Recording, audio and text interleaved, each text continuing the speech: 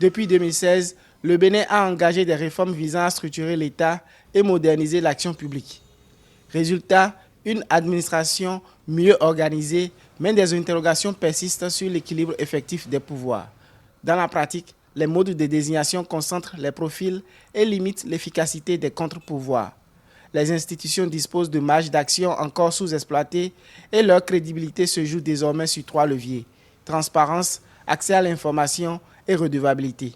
Ce n'est pas pour rien que les couloirs sont tracés. L'exécutif n'a qu'à rester dans ces couloirs, le législatif dans le sien et le judiciaire également n'a qu'à jouer carrément son rôle. Ce n'est que ça qui redonnera confiance aux citoyens et pratiquement dorénavant, quand cela sera respecté, les citoyens seront pratiquement très à l'aise à voir s'exécuter le bon fonctionnement de l'État. Ce n'est que la séparation pure, dure des pouvoirs consacrés par la démocratie. L'opinion demeure partagée.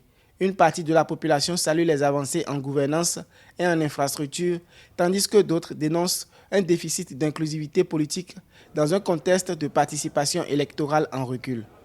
Dans le même temps, la dynamique économique reste robuste. La croissance est passée d'environ 4% en 2016 à une moyenne supérieure à 6%, avec des sommets dépassant 7% entre 2021 et 2023. Face à ce décalage, les organisations de la société civile plaident pour un renforcement de la redevabilité, accès équitable à la justice, liberté d'expression et participation citoyenne apparaissent comme des leviers clés pour restaurer la confiance. Au niveau des partis politiques, on ne ressent pas un engouement des militants. La belle preuve, vous voyez aujourd'hui que ce sont des mouvements qui sont actifs sur le terrain et non les partis politiques. Parce que là, s'il y a un défaut de militantisme, il y a une désaffection du militantisme. Tout ça, ça fait partie de la participation citoyenne. Et donc, si la performance évolue, économique évolue, et qu'on sent ce déficit de l'autre côté, ça veut dire que la performance n'arrive pas à le faire. Non seulement ça, par rapport au taux de participation, par exemple, il y a plusieurs facteurs explicatifs.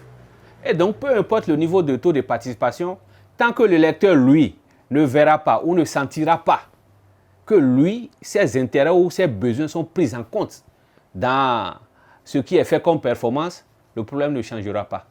Transparence et redevabilité s'imposent désormais comme le test opérationnel de la crédibilité institutionnelle au Bénin.